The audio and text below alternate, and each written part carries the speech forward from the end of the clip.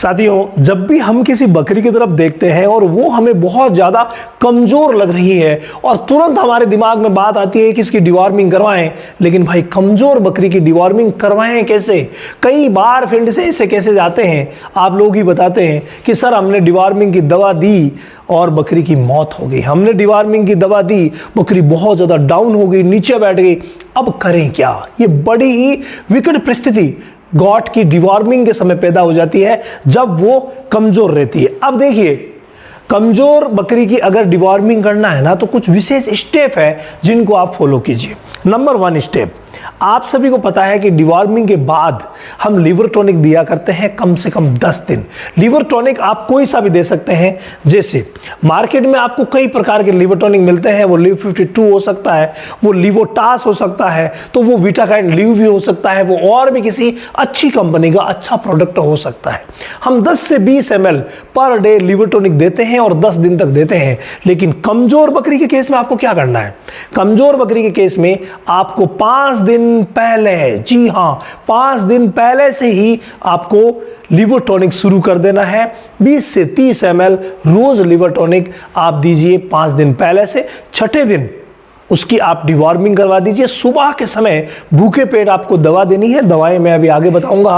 और फिर आगे के जो 5 से 10 दिन बचते हैं उनमें फिर से लिवर टॉनिक दीजिए। यानी नॉर्मली हम 10 दिन लिवर टॉनिक देते हैं, लेकिन अगर कमजोर है तो वहां पर आप 5 दिन पहले और 10 दिन बाद, यानी टोटली 15 दिन तक आप लिवर टॉनिक देंगे। किसी भी तरीके की कोई दिक्कत नहीं होगी और वो बहुत अच्छी हट्टी कट्टी आगे जाकर के बनने वाली है। लेकिन दवाओं का ज्ञान भी जरूरी है कि यहाँ हम दवा कौन सी इस्तेमाल करें। स्क्रीन पर भाई लोगों ने बहुत सारी दवाएं लगा दी है, लेकिन हमारे लिए ये संशय रहेगा कि कमजोरी में कौन सी दवा दें। तो देखिए, आप पहले ये नोट कीजिए कि उसकी हिस्ट्री क्या है, यानी उसकी पहले किस किस दवा से डिवॉर्मिंग हुई है।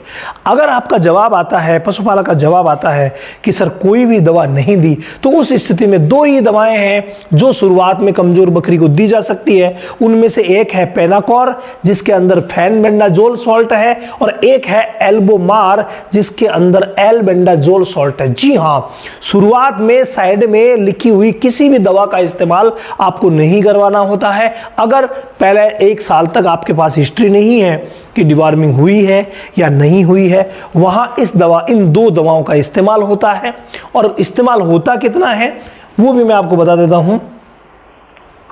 ये होगा 1 ml पर 3 kg बॉडी वेट, मतलब 30 किलो वाली को 10 ml सुबह के समय भूखे पेट दी जाएगी।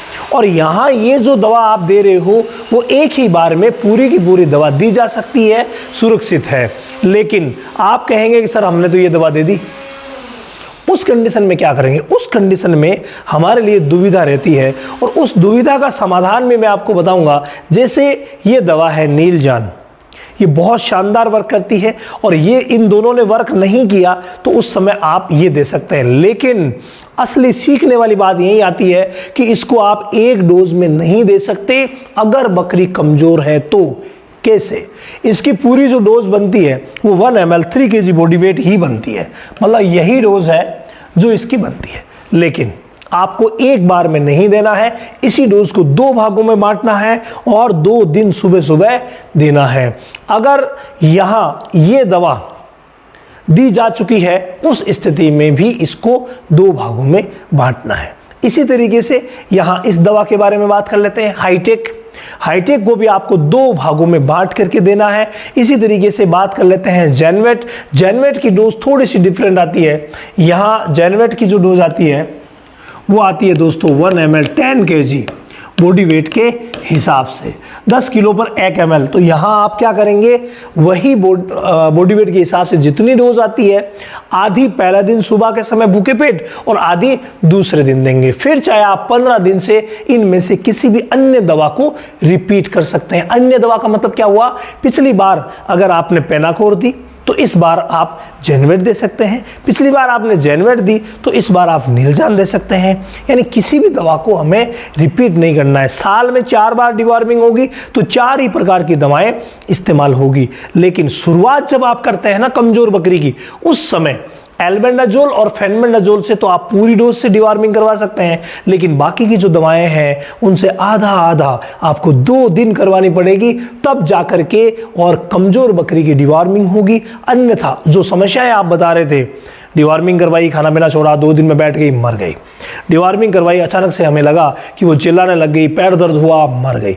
ऐसी शिकायत कभी भी नहीं होगी अगर आप सही तरीके से काम करेंगे। इसके अलावा ऑल ओवर मेडिसिन के बारे में अगर आप सीखना चाहते हैं, ऑल ओवर बीमारियों के बारे में सीखना चाहते हैं, ताकि गॉट फार्मिंग को ऊपर उठाया जा सके, गॉट फार्मिंग की हर एक टिप्स जिससे कि बकरियां कभी बीमार ही ना हो, अच्छा सैड मैनेजमेंट, अच्छा फीड मैनेजमेंट, सेल परचेज का काम कैसे करेंगे, वजन कैसे, सारी की सारी चीज़ों को हम A to Z ट्रेनिंग में लेते हैं। और ये got A to Z training हर महीने की 1 तारीख से हमारे रामावत एनिमल ऐप पर शुरू होती है। तो अगर अभी तक आपने ट्रेनिंग प्राप्त नहीं की है तो एक बार आप जरूर प्राप्त कीजिए, क्योंकि सीखेंगे एक बार और करेंगे जीवन भर।